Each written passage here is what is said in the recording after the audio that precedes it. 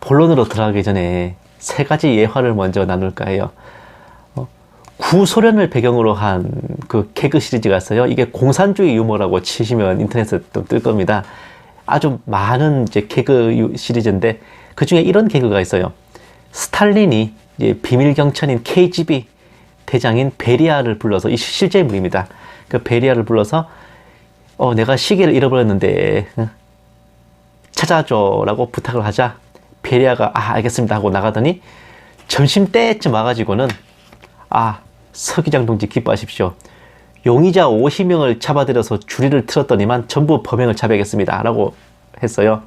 그 말을 들은 스탈린이 그 시계 아까 찾았는데? 라고 했다는 겁니다. 또 하나는 이제 배우 박용우, 이보영 씨 주연의 영화 원스 어폰 어 타임이라는 영화가 있어요. 이게 일제강점기 말기를 배경으로 한 겁니다. 해당화라는 가명으로 일본인 또는 이제 친일파 부잣집만 터는 도둑을 이제 경찰서에서 잡으려고 현안이 되는데, 이 형사가 일본 형사죠. 그 사람이 이제 죄 없는 사람을 잡아들여서 고문한 뒤에 억지 자백을 받아내고 이제 보고를 합니다. 범인 해당화를 이제 검거해서 범행 일체를 자백받았습니다 하니까 서장이 말하기를 네가 그동안 잡아들인 해당화가 몇 명이냐, 근데 도난당한 물건을 회수한 건 하나도 없지? 해당화를 만들지 말고 잡아오란 말이야 라고 말했죠. 만들지 말고 잡아와라. 다음은 이솝우화입니다. 병으로 고통받던 사람이 이제 황소 100마리를 바칠 테니 낫게 해달라고 신에게 기도했고, 당연히 신은 그 사람이 전혀 그럴 능력이 없다는 것을 알았지만 어떻게 하나 보려고 이제 낫게 해줬던 거예요. 근데 그 사람은 황소 100마리는커녕 한 마리도 바칠 생각이 없었어요. 그래서 양초로 만든 황소 100마리를 바치면서 내가 언제 살아있는 황소라 그랬냐, 설마 나한테 진짜로 황소 100마리를 요구하실 생각이었냐, 이래버립니다. 기대도 안 했지만 너무 뻔뻔하게 나오니까 신은 제대로 빡쳤습니다. 그에게 말하기를 황소 100마리 잘 받았다, 고생했다. 네.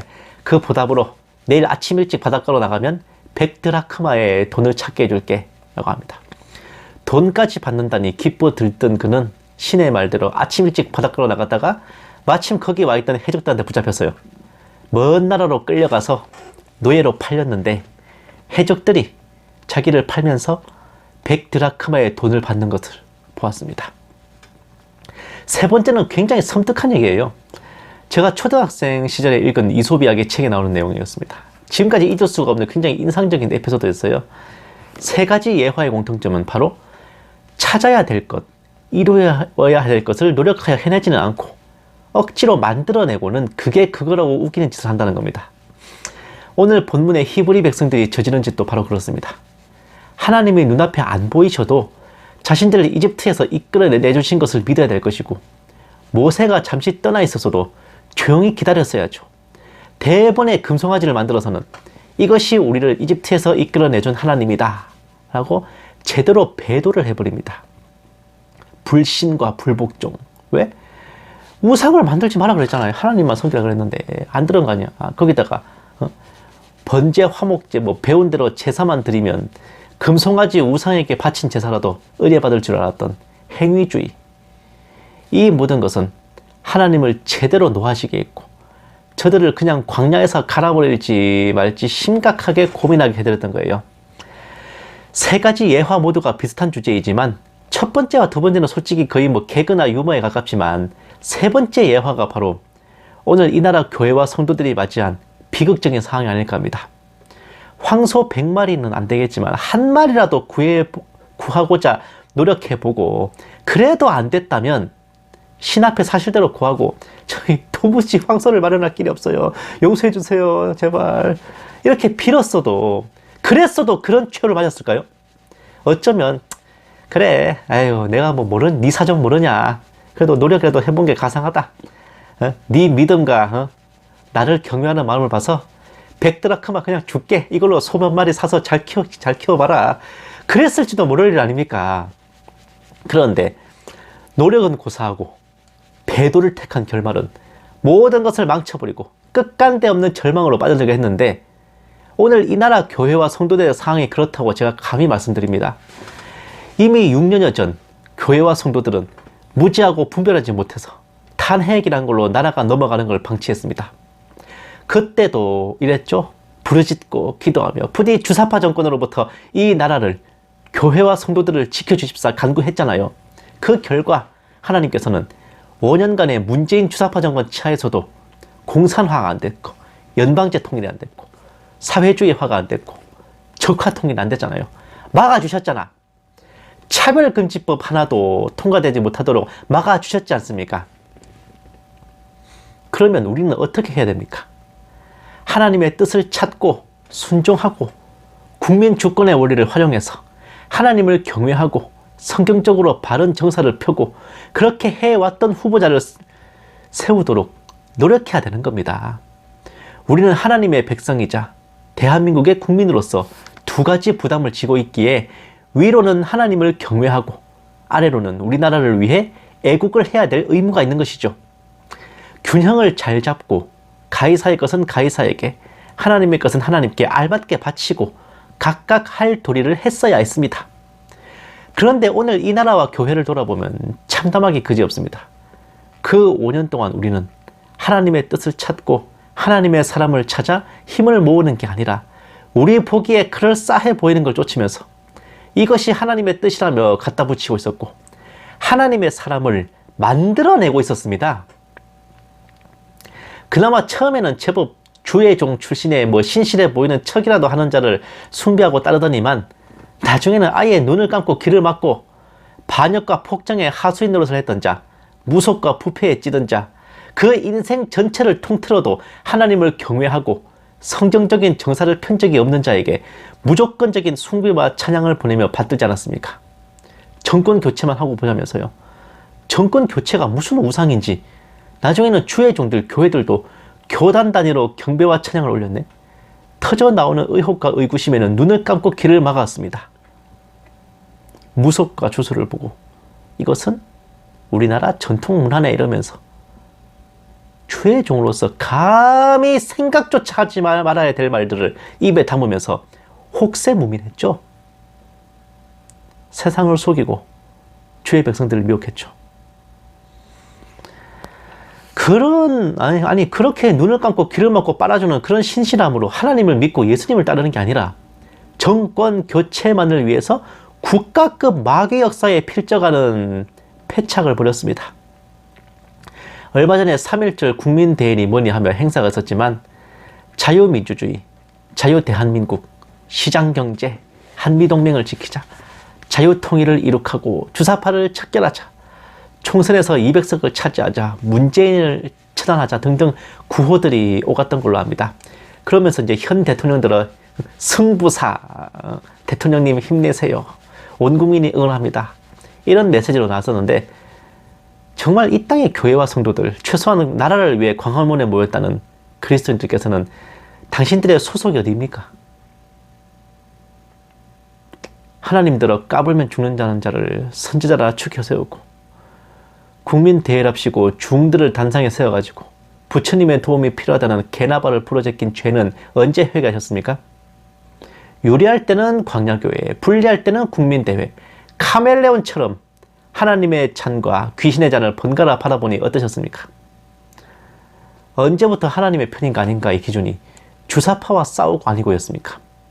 좌파들만 욕하고 씹어주면 하나님을 향해 뭔 미친 개소리를 짓거려도 참 종이고 선지자입니까? 공산주의만 대적하면 무슨 짓을 해도 하나님께서 우리를 도우셔야 될 의무라도 있으시답니까? 사랑하는 여러분, 진짜 착각하면 안 돼요. 하나님 입장에서 우리가 뭔가 쓸모가 있어야 돼요.